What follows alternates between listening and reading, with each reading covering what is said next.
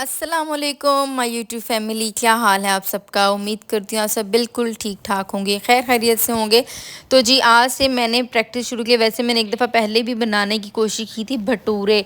Indian होते हैं, Indian ये रेसिपी है, लेकिन ये इतने कोई मज़े के बनते हैं ना। मतलब फ़र्स्ट टाइम में मेरे तो बहुत ही अजीब से बने थे, मतलब फूले नहीं थे। तो सेकंड टाइम मैंने सोचा कि मैं अब इनकी प्रैक्टिस शुरू करती हूँ। हलवा पूरी की, हलवा तो आ जाता, पूरियाँ, उसके अलावा गोलगप्पे और ये भटूरे, ये तीन चीज़ें मैंने सबसे मेन रखी हुई हैं। खैर यहाँ पे रात के बजे हुए थे 3 और मैं हस्बैंड के लिए बना रही थी भटूरे, क्योंकि उन्होंने कहा था। तो इसके लिए मैंने 2 कप मैदा लिया था, 1 चम्मच यानी कि टीस्पून भर के मैंने बेकिंग पाउडर लिया, नमक 1 टीस्पून लिया, और उसके बाद मैंने इसमें नीम गर्म दूध जो है ना वो हाफ़ कप डाल दिया था। अच्छा, मेरे पास ये देगची में थोड़ा सा दूध था, तो मैंने देगची से ही डायरेक्ट डाल लिया। ऑयल था, चम्मच से मैंने डायरेक्ट देगची से ही डाल लिया। तो ऑयल कितना था, ये 3 टेबलस्पून मैंने ऑयल डाला था, आधा कप दूध था। बस इसको फिर मैंने गूंदा था, और पानी में जो है ना मैंने नीम गर्म दूध में नीम गर्म वाला यूज़ किया था।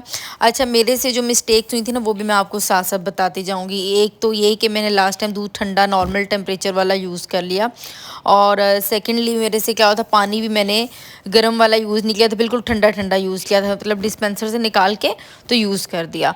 और मैदा भी मैंने बहुत ज़्यादा गूंद दिया था। तो इसमें ये होता है कि आपने जो डो है बहुत ज़्यादा नहीं गूंदनी होती है।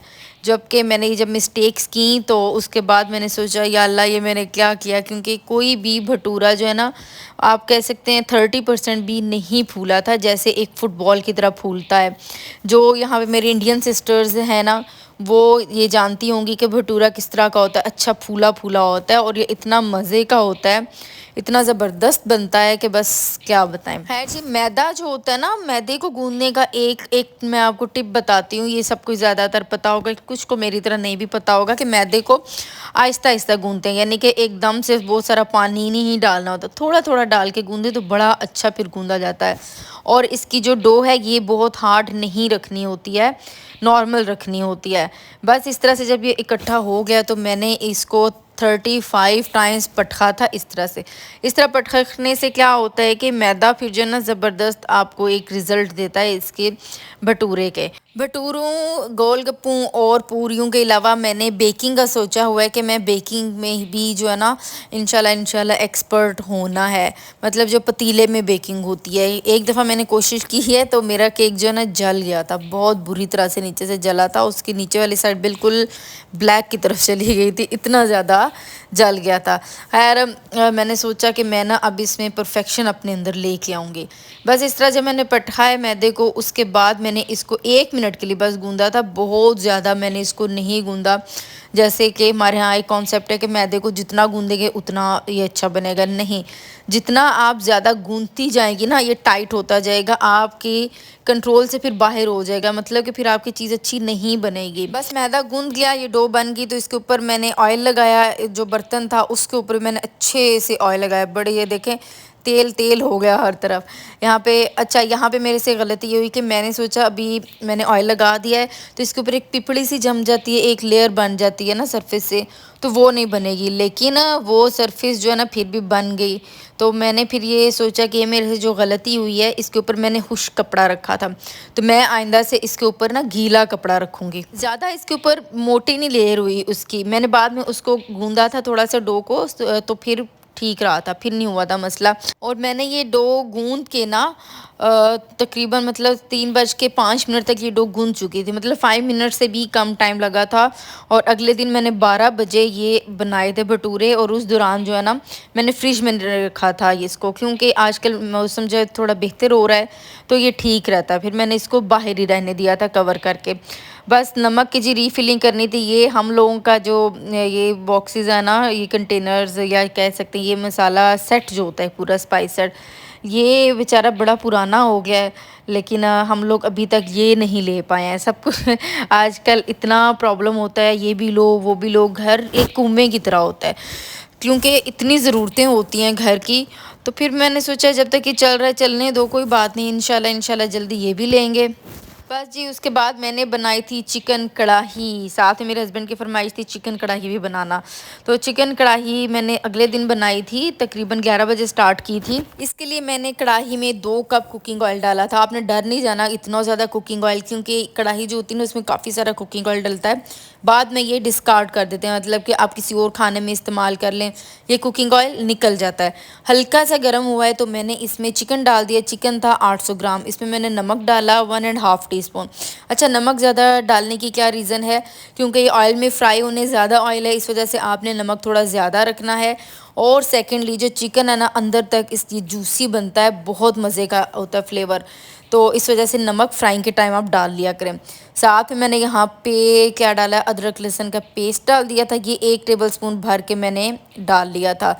बस उसके बाद मैंने इसको मीडियम फ्लेम पे क्या किया था, इतना पकाया था इस तरह से कि इसका जो कलर है ना बिल्कुल चेंज हो जाए और गोल्डन गोल्डन सा कलर आ जाए, ये देखें इस तरह से। अच्छा, तेज़ फ्लेम रखें ना तो ये सारी कढ़ाई काली हो जाएगी, इसलिए मैंने मीडियम फ्लेम रखा। अब इसमें मैंने टमाटर डाल दिए थे, 5 टमाटर थे बड़े साइज़ के, एक हरी मिर्च भी गलती से डाल गई थी।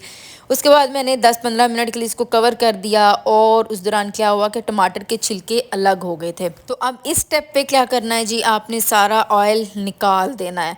अच्छा, मैंने मेरे हस्बैंड को बहुत ज़्यादा इसमें ना मसाला सा पसंद नहीं है, जैसे कि होता है ना इसमें ग्रेवी कह लें कुछ भी। तो मैंने क्या किया था कि मैंने इसलिए टमाटर 4 डाले थे, लेकिन आपने 5-6 टमाटर का 6 टमाटर आपने डाल लेने हैं बड़े साइज़ के। बस इससे क्या होगा, अब आपने यहाँ पे ऑयल निकाल देना है, जितना भी ऑयल है ना कोशिश करनी है ज़्यादा से ज़्यादा ऑयल निकाल दें। उसके बाद छिलके आपने उतारने हैं, छिलके देखें आसानी से उतर जाते हैं। मेरे 1-2 छिलके फिर भी इसमें रह गए थे, लेकिन ये है कि ओवरऑल मेरी ये चिकन कढ़ाई बहुत मज़े की बनी थी और ये भी मैंने काफ़ी प्रैक्टिस के बाद जो है ना सीखी है, टाइम लगा है। उसके बाद मैंने इसको भुनाई की थी, 2-3 मिनट जस्ट भुनाई की मीडियम फ्लेम पे, और बस उसके बाद मैंने इसमें शामिल कर दी थी काली मिर्चें कुटी आधी चम्मच, यानी कि हाफ़ टी स्पून कुटी हुई डालनी है। अगर आपने पिसी हुई डाल दी, पाउडर डाल दी, काली हो जाएगी, इसका रंग कभी भी अच्छा नहीं आएगा। दही अच्छी तरह से बीट करके ये मैंने आधा कप डाला।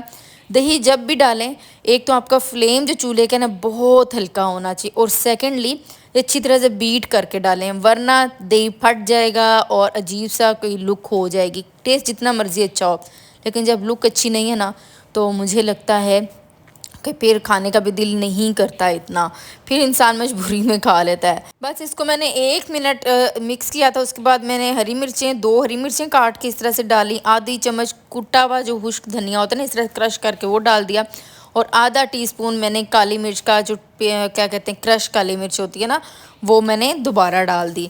बस इस 2 मिनट मैंने पकाया और 2 मिनट के बाद ये मज़ेदार इतनी ज़बरदस्त कढ़ाई रेडी हुई है ना। हमारे यहाँ अक्सर क्या होता है कि अगर किसी को चीज़ नहीं आती है तो उसको बड़ा डिस्करेज किया जाता है, लेकिन आप टाइम दीजिए, आप यकीन करें आप किसी को अप्रिशिएट करेंगे, टाइम देंगे तो बड़ा उस बंदे का हौसला बढ़ेगा और बेहतरीन से बेहतरीन चीज़ जो है ना वो बनाएगा, बेहतरीन से आप कहते हैं एक्सपर्ट हो जाएगा इस तरह से। और मैंने भी ऐसे ही सीखा है। शादी के टाइम मुझे शौक़ था कुकिंग का बहुत ज़्यादा, लेकिन मुझे कुकिंग नहीं आती थी, उस तरह के बेसिक्स पता थी, कुछ बेसिक चीज़ें काफ़ी सारी आती थी, लेकिन इस तरह की चीज़ें मुझे बिल्कुल नहीं आती थी। तो अभी जो है ना अल्हम्दुलिल्लाह अल्हम्दुलिल्लाह it took a lot of time, लेकिन ये है कि मुझे आई हैं बहुत सारी चीज़ें बनानी आई हैं। अब मैं बहुत कुछ बना लेती हूँ, ये मैं कह सकती हूँ। कढ़ाई रेडी हो गई है जी, अब हमने भटूरों की तरफ आ जाना है। मेरे ये जो भटूरे हैं ना ये यूजुअली थोड़ी सी लंबी ओवल शेप में होते हैं, मतलब लंबे लंबे होते हैं, गोल नहीं होते हैं। मैंने तो यही देखा इंडियन शेफ्स को, क्योंकि एक इंडिया की है रेसिपी तो मैंने उन्हीं को ज़्यादा देखा है। वैसे गोल भी बना ले कोई, लेकिन मैंने कहा लंबाई रुख बनाती हूँ। खैर यहाँ पे मैंने छोटे छोटे इसके पेड़े कर लिए थे, उसके बाद मैंने इसको बेल लिया।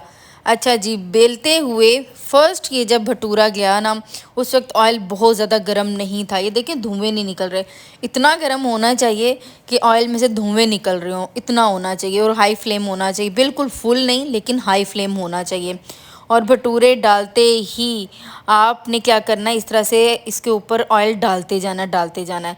अब क्योंकि ऑयल गर्म नहीं था ठीक से तो इस वजह से क्या हुआ है कि ये उस तरह से फूला नहीं है। टेस्ट अच्छा है नो डाउट, लेकिन ये उस तरह से फूला नहीं है जैसे एक फुटबॉल की तरह फूल जाता है।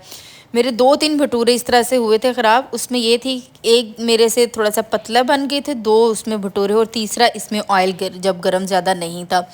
बाकी सारे तकरीबन 12-13 मेरे भटूरे रेडी हुए थे, छोटे साइज़ के, देखें छोटे छोटे हैं। तो बाकी मेरे बहुत अच्छे बने थे। 13 में से अगर सीखते हुए 2-3 ख़राब हो जाते हैं, वो परफेक्ट नहीं बनते, तो कोई मसला नहीं होता, इट्स ओके। ये देखें, ये अगला भटूरा, ये सही फुटबॉल की तरह ना फूला है।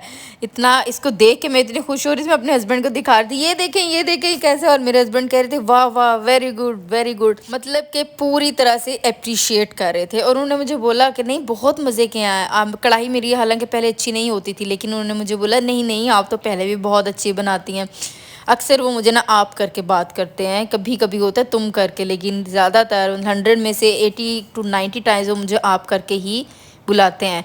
बस जी, यहाँ पे मैंने भटूरे रेडी किए, और भटूरों के बाद मैंने अपने हस्बैंड को ये जब सर्व किए ना, तो हस्बैंड को इतने पसंद आए थे। लेकिन मेरे से मिस्टेक हुई कि मैं ना चाय उनके लिए बनाना भूल गई, और उन्होंने मुझे इस चीज़ के लिए एक दफ़ा भी नहीं बोला है कि भाई तुमने चाय क्यों नहीं बनाई, कहाँ है चाय, उठो, नो। तो ये छोटी छोटी चीज़ें होती हैं जिनसे हस्बैंड वाइफ में प्यार बहुत ज़्यादा बढ़ता है, और हस्बैंड वाइफ में प्यार होना तो घर में बड़ा अच्छा माहौल होता है।